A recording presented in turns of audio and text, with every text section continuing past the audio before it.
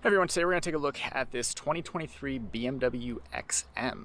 The XM is all new for 2023. It rides on the same basic platform as the BMW X5, X6, and X7, but it's meant to serve as a sort of high-end, high-performance halo SUV for both BMW and BMW's M sub-brand. The story here is that this is the first vehicle designed and developed by M since the BMW M1 that was around in the late 1970s. The sticker price on this one here is $177,000, so BMW is certainly aiming for the high end of the luxury performance SUV market. You'd count vehicles like the Lamborghini Urus, Bentley Bentayga, the Aston Martin SUV, whatever that's called, and high-end Porsche Cayenne models as the XM's main competitors. But you might even throw in vehicles like the Mercedes-Benz G-Class as well. Powering this is a 4.4-liter twin-turbo V8 mated to a plug-in hybrid system. You can see the plug-in charge port just on the fender there. Power comes in at 644 horsepower and 590 pounds-feet of torque. 195 of that horsepower figure comes from the battery and the electric motor. And it's all sent to the wheels via an 8-speed automatic transmission. What's kind of interesting there is the plug-in hybrid component. It too is routed through the 8-speed. So even when the vehicle is in EV mode, you can still feel it shift. So there's a lot going on with the XM. I'm certainly not the first person to review it. It's somewhat controversial. I think after a week driving it, I can kind of explain why. So rather than ramble on for too much longer, let's do a little tour of the new BMW XM here and then take it out for a drive. So styling is certainly bold. There's nothing traditional about the XM. The last vehicle developed by the M brand, the M1, was styled by Giorgetto Giugiaro.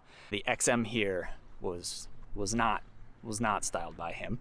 Standard are 23-inch wheels, but optional are 22s, and this one is actually riding on the optional 22s. They are wrapped in Pirelli P0 summer tires, 275/40 R22 up front, and then in the rear, 315/35 R22 at the rear. Some of the branding is a little bit unique on the XM, so you've still got a BMW roundel up front and then an XM emblem. So what's interesting to me here is that BMW has combined the prefix of its SUVs with the suffix of its SUV performance models into a model name here. This one's fully blacked out, as you can tell. On other XM models, this whole trim piece that runs from the fender, across the doors, up the D-pillar, and then around the greenhouse. This would be a contrasting color in other cases, but this one's all black.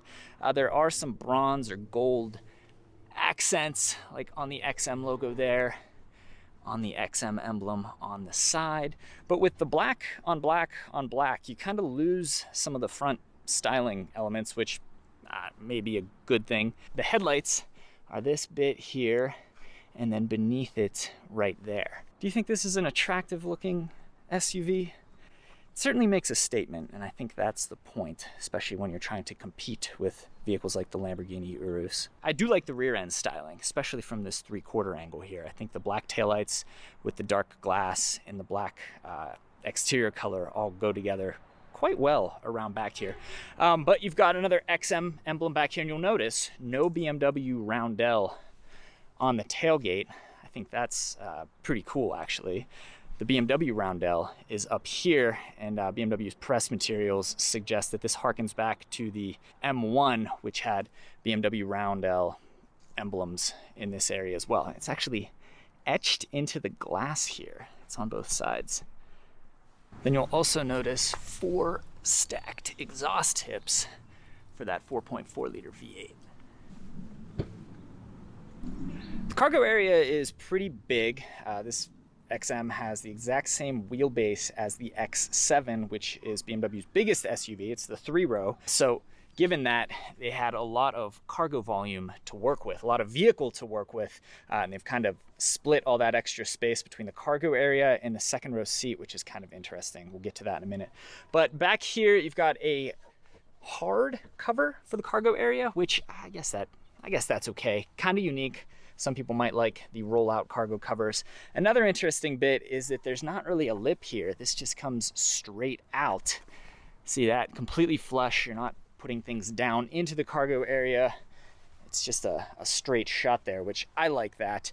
This bag here, I guess this is meant to look like high-end luggage. It's got an XM logo on it there. I tried to look up what it would cost to buy one of these individually, but the vehicle's so new that nowhere online does the price for this part appear. But either way, gold zipper, some gold accents on the bag, and then that's just for your charging cable, which there you go. And then kind of a clever touch, it's tethered in on this M-themed strap here that hooks into one of the rear tie-down points so that the bag's not sliding around in the cargo area, you know, if you're driving in sport mode. Here's the key. You can see the M colors on it there. So you've got lock, you press it 3 times for remote start, and then unlock, power tailgate, and panic down the side there.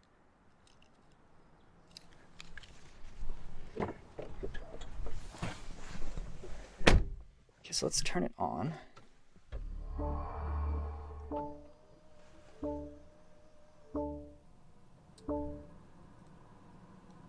The fact that this is a BMW, plus the fact that it's a plug-in hybrid, means it can get a little squirrely when you're getting in and out of the vehicle and turning it off and on, at least in my experience, but we'll get to that in a minute.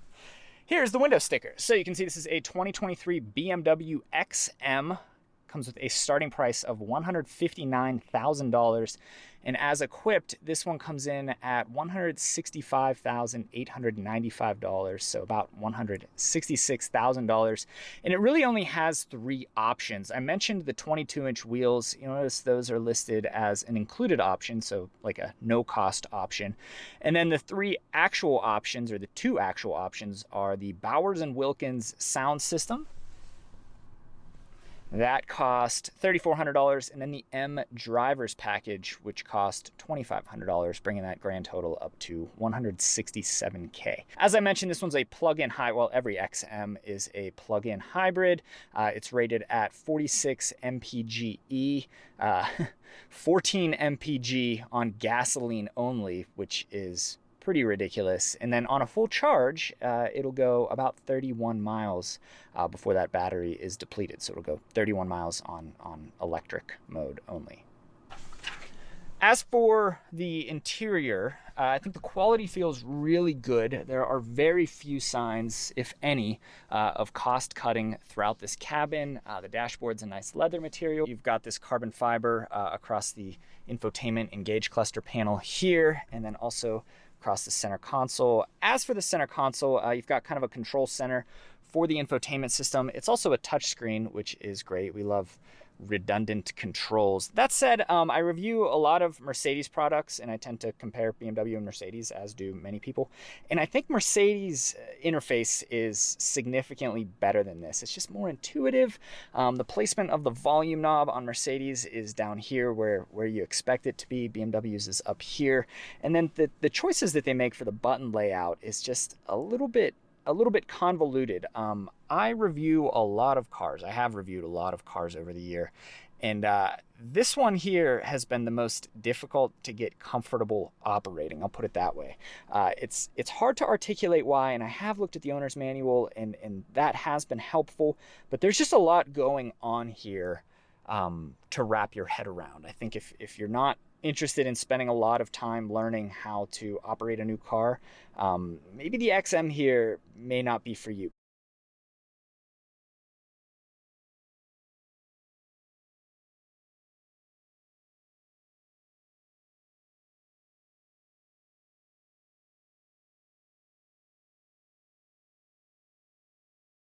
But either way, here's what I've gathered over about a week of driving this. All of your performance stuff is right here.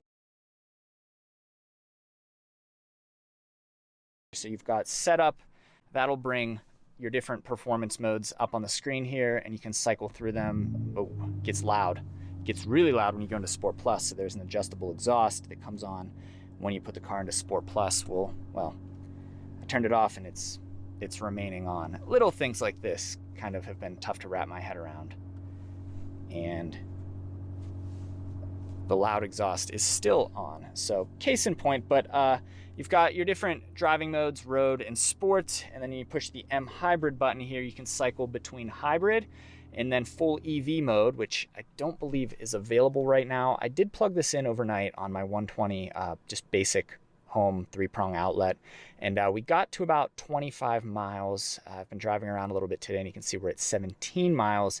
One time when I unplugged this, I saw 46 miles of range. Not sure what was going on there, given that this is only supposed to be able to travel 31 miles on electric mode. The 46 figure dropped down pretty quickly, but yeah, there's your EV distance readout right there.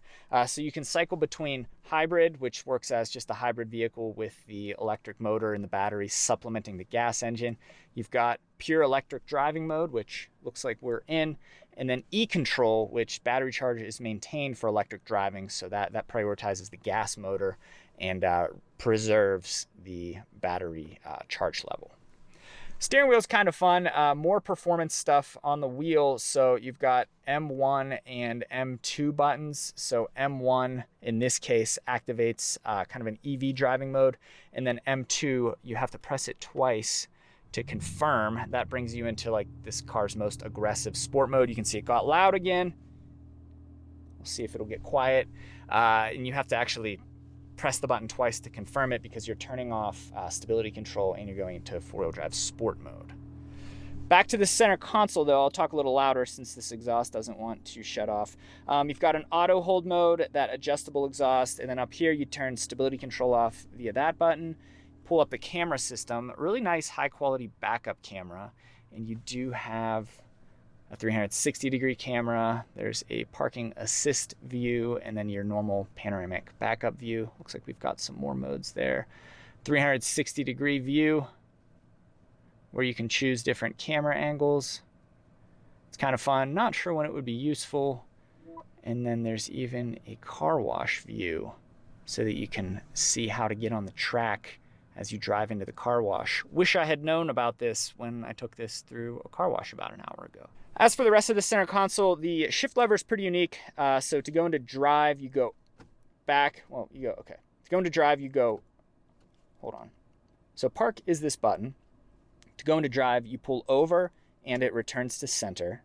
To go into neutral, you go over and it returns to center. But to go into reverse, you go over and then up and it stays there. That's a little bit confusing. There's no motor or anything that pulls it back to center when you put it into park while you're in reverse. But just another little thing to get used to. And then over here is your infotainment control. So you get a dial, which is handy. You can cycle through anything on the screen with this dial. You can move around. Pretty intuitive there. And then you also can push it. You can go left, right, up, down. And then volume, like I mentioned, is up here. It's also on the steering wheel. For whatever reason, I reach for the volume knob a lot. In here, 2 cup holders. They are both heated and cooled independently. So you can have one on heat and one on cool. And then a wireless charging pad up in here. USB-A, which this car's all new. Why not give it USB-C throughout? But either way, there is a USB-C port here and then a USB-C, a couple of them, in the back seat. Speaking of the back seat, let's check it out. So go in park.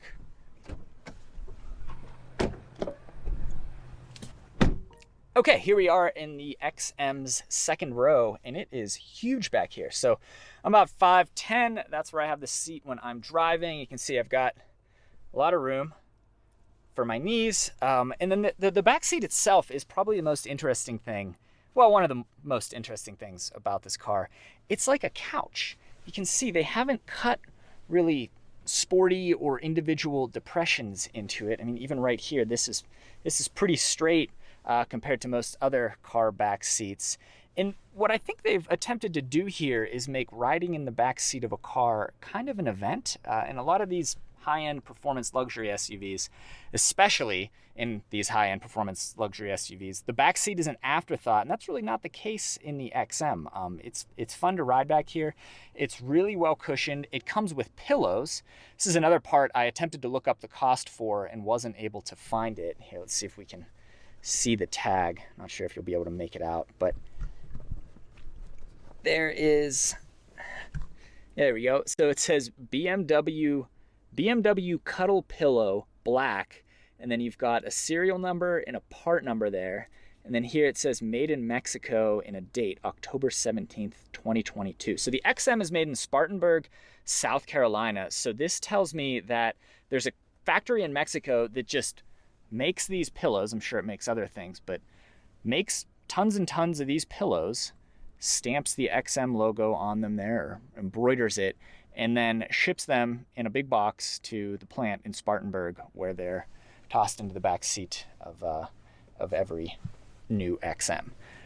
Flip down center armrest, 2 cup holders, not much else. You do have independent HVAC on the back of the center console here, and then, yeah, 2 USB-C ports way down there. Heated outboard seats, no ventilation. Kind of surprised to see that, or to not see that, in a car that costs $165,000. While we're back here, I should point out the headliner.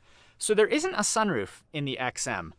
Instead, there is this geometrically styled headliner with color-changing LED lighting down both sides.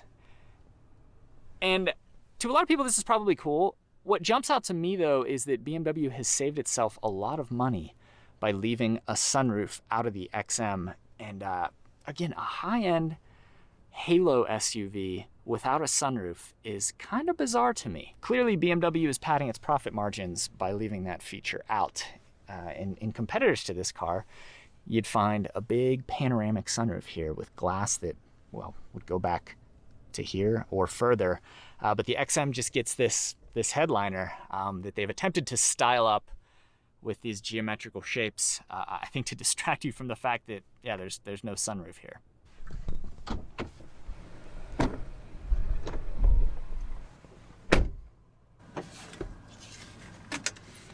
Okay, before we drive here, I should point out the seat adjustability is really good. So that all takes place down here on the side. You've got a lot of different controls. You can adjust the bolstering so it will relax. I'm relaxing it right now. I'm not sure if you can see.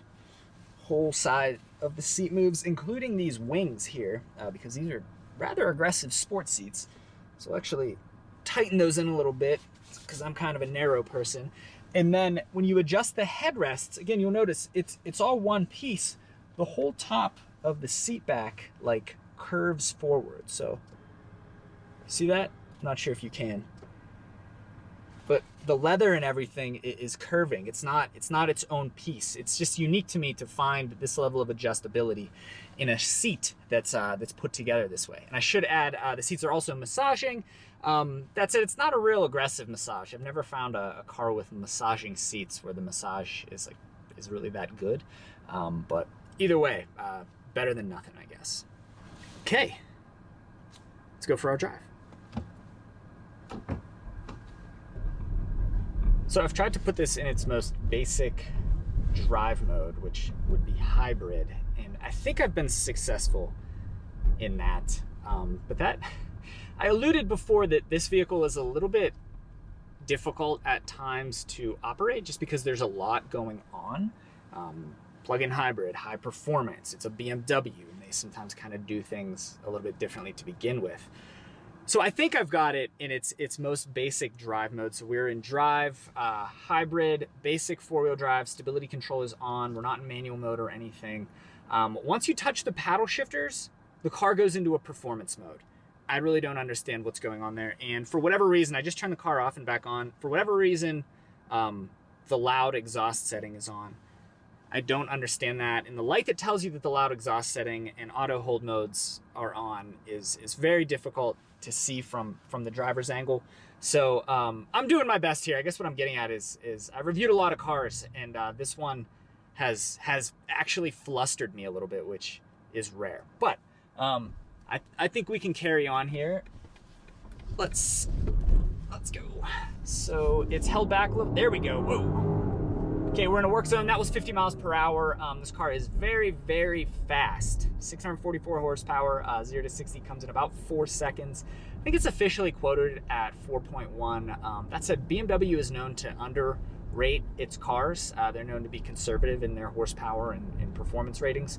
So can we get there? Can this car get there in under 4 seconds? Yeah, probably, if I had to bet. Let's see if we can get to the front of the line here. So there's that gas engine.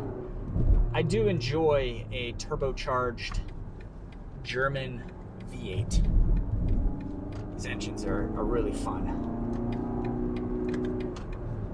So, as I tend to do, I just engaged the paddle shifters. So now the loud exhaust setting hasn't come on. I really don't know. Okay, let's just go into M mode, or M2.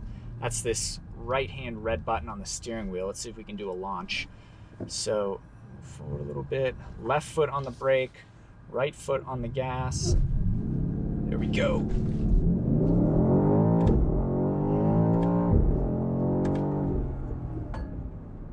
So it's very fast. It gives you the same feeling that I've gotten from some AMG cars that I've reviewed, where it takes off from a dead standstill so quickly that it feels like your eyeballs and your brain have stayed in place and your body is moving forward at an extremely rapid rate. So your whole nervous system needs a moment to catch up there. It's an invigorating feeling the first time. After 2 or 3 of those, though, I definitely need a break. So let's come out of M2 mode and just go back into regular hybrid mode. Well, okay, how do you... okay. There we are. Okay, so now we're back into regular hybrid mode. The way I got there is I pushed the M1 button, which took me out of M2, and then I pushed the M1 button again, which brought us back to just regular hybrid mode. There are so many different ways, and the loud exhaust setting has now stayed on. So I feel like things just aren't synced up. Everything's there, but it's taxing trying to figure out how to go from hybrid to battery conservation to electric to sport to regular to manual to quiet. There's definitely a learning curve, and a lot of these videos, these car reviews, when people say they don't understand things, the prevailing comment below is read the owner's manual. And I did pull out the owner's manual. I did read through it, and it helped a little bit, but still there's just not explanation for things that the car does that don't make a lot of sense sometimes. Anyway, coming up on our speed bumps here, one thing worth mentioning, another area where I have to wonder if BMW wanted to save a little bit of money on this car, is it has a regular coil sprung suspension, so no air suspension that you might expect to find in competitors. I reviewed here's our first speed bump, we're going 24, 27. That felt okay. Air suspension would have been smoother. I reviewed a Mercedes AMG GLE 63S a few weeks ago that cost more than $30,000 less than this, and it had air suspension, so kind of a surprise that the XM here doesn't. But either way, here's our biggest speed bump. We will go 28. Whoa, oof. Came down pretty hard on the back end there. That's a surprise that, again, your most basic air suspension system would have eliminated that thud there.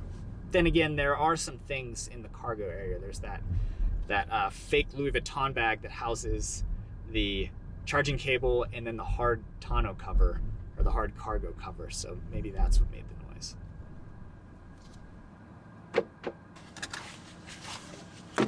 Okay, so there's our look at this all-new 2023 BMW XM. I hope I did this car justice. There's so much going on here that it's difficult to touch on all of it in the amount of time allotted for what would be considered a good and reasonably long or short car review. But either way, I hope I gave you the gist of this car. It's certainly a unique approach from BMW. Interesting that it rides on the X7's wheelbase, because that means it's actually pretty big. It's longer and bigger and a little bit more cavernous in the backseat and the cargo area than some of its competitors like the Lamborghini Urus and Porsche Cayenne. And then there's the plug-in hybrid element that the fuel economy is not great. It's not really a plug-in hybrid for efficiency, although you do get a decent electric driving range. It's more of a plug-in hybrid for performance and for the sake of being able to say, hey, we've got the latest technology in this vehicle. I think this is kind of like, one way to look at this is there's the X5 and then the X6, which is kind of the silly coupe version of the X5. I look at the XM here as kind of like the silly coupe version of the X7, but it also has a high performance angle, and BMW has said, hey, why not, rather than charge 20% more than a regular X7 for a coupe version of it, why not make the coupe version a performance car, give it a different name, give it this M-designed backstory, and then charge double or almost double the cost of an X7 for its silly coupe version. So that's one way you might look at this car, as a silly coupe version of the X7. But either way, it's certainly a unique approach. It's certainly geared towards someone who likes things that are really, really different. There's not a lot of heritage behind this car. I guess you could argue there's some heritage behind the M brand, but something like a Mercedes-Benz G-Class would compete with this. And there's a lot of heritage there. There's years and years and decades of credibility and pedigree there. Even the Porsche Cayenne, it's now in its third or fourth generation. So there's a lot of heritage there. There's a lot of backstory there. This thing's kind of all new. We don't really know what to think of it or how to think of it. And I still don't, frankly, I still don't even know if I like it that much. It's certainly fun to drive. It's highly competent. The interior is really nice, but there's so much going on. It doesn't feel like a real focused effort at times, but it's certainly all of BMW's performance and engineering capability is definitely on display here. So it's certainly a strong effort in kind of a wild and crazy six-figure, nearly $200,000 high-performance SUV segment. So maybe that does the XM justice. If not, I apologize. But either way, thank you for watching. So quick update here. It's now the next day, and shortly after I finished the review yesterday, I turned the car on and the check engine light came on, and it came on the next 4 or 5 times I turned the car on. Sure enough, the first time I've come out to try to capture the check engine light, it hasn't come on. So yeah, this is the first time I've turned the car on and the check engine light hasn't been on in the last like 5 startups, but I did take a picture. So here's proof. The check engine light was on and the car behaves perfectly fine, except for all the wonkiness I've been noticing with the different drive modes. And it would be weird if software caused a check engine light, but I really can't find anything wrong with it. And it would make a lot of sense if the inconsistencies with the way these buttons are working were the result of like something wrong with this specific car. And I kind of hope that's the case. You never hope for a check engine light. You never hope for something to be wrong with a car, but you assume that can be fixed. And if that can be fixed, and if that fixes all this weirdness, then yeah, that says that the car isn't actually that frustrating, and that rather this is just kind of a one-off issue that's going on. But yeah, it's right there, and it's been there the past 5 times I've driven the car, and I guess you're just gonna have to trust the picture here. But that would explain a lot, though.